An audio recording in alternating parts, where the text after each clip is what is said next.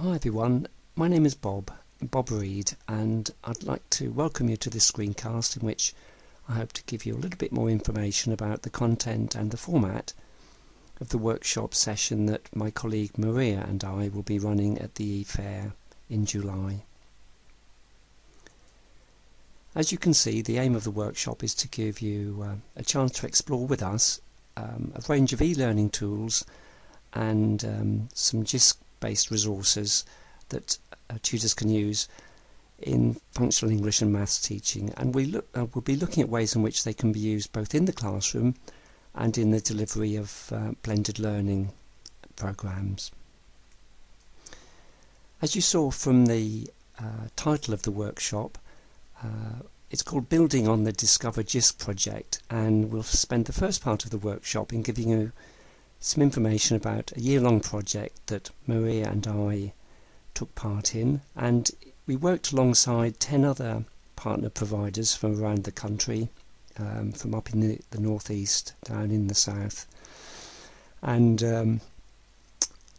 we were a very diverse group of colleges, work-based learning providers. We had colleagues from the voluntary sector, and we were all working with learners with learning difficulties or disabilities, or working with students who needed literacy or numeracy support. And the aim of the project really was for us to share examples of good practice in using a range of e-learning tools and JISC resources. Now, many of them had been developed originally in the HE sector, so the aim of the project was to promote their much wider use within the FE and skills sector. And as a result of the year-long project, all the resources that we developed, the examples of good practice, the case studies, the teaching materials, the session plans, they're all on a website that we will show you around, and so there'll be an opportunity for us to show you some of the resources that that partners produced as part of that project. Now, as part of that project, Maria and I explored the use of a free content creation software package called JISC E Online Toolkits, which enables you to create multimedia online teaching materials that can contain video, audio, interactivities like drag and drop, quizzes, hotspots, links to other websites. And we looked at how we could use that software package to create learning materials for functional English and maths students. I actually worked with some work-based learning providers, and I'll talk with you a little bit about my work with Keats and the work I undertook with some of their assessors in equine studies. And I looked at how we could use JISC E to develop teaching materials that embedded support with English and maths. So these were we developed 3 learning modules that assessors could use, and they looked at the kind of topics they have to cover in their level 2 modules, and at the same time as looking at things like bedding materials and mucking out, we looked at how we could embed some support with spelling, reading skills, at the same time as covering the vocational content of those modules. In contrast, Maria will talk with you a little bit about the work she and her team did in using JISC E to develop some modules at entry level. My embedded modules were at level 1 and 2, but Maria looked at the development of resources for use in a discrete setting with learners who had learning difficulties, and they looked at how to create and use some JISC E-based modules on punctuation, spelling, reading skills. So in the first part of the workshop, we will show you around those resources, and then we plan to look at a much wider range of e-learning tools that we are currently using in functional English and maths teaching.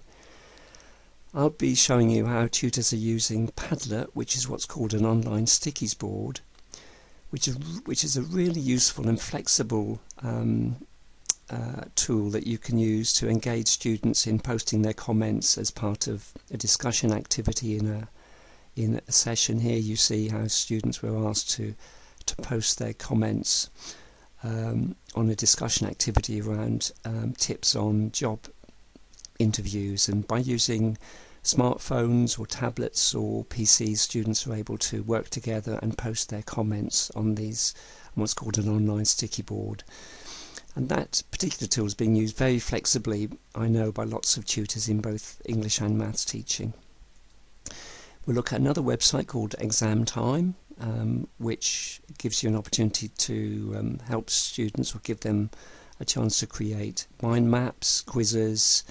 and there's a flashcard option there, and that's again is a very popular website that tutors are using, again both in the classroom and in the development of learning modules that students can do outside of the session. We'll be looking at a website called TED-Ed, which is a fantastic tool really. It enables you to take any kind of YouTube video and to construct some quizzes and learning activities around that video in a graded way. The first part of the learning module prompts students to watch the video. Then tutors can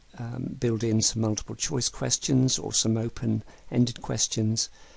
The Dig Deeper section gives you an opportunity to link to other websites and ask more open-ended questions, so that's a really useful tool. We'll be looking at how you can use QR codes, which are a way in which you can provide links for learners to websites or online material like video or audio files. How you can use QR codes in the classroom to add an extra dimension to a session. In these two examples you can see how the tutor had added a QR code to these worksheets, which enable students to read that QR code on their smartphones and then watch a video that would help them complete that worksheet. And then finally we'll be looking at Socrative, which is a student response system, which is a fantastic way of getting feedback from students within a session in response to questions and quizzes. So we hope that looks like an interesting and useful workshop for you. There'll be an opportunity for you to have a go at using one or two of those tools, and we look forward to working with you in the workshop in July.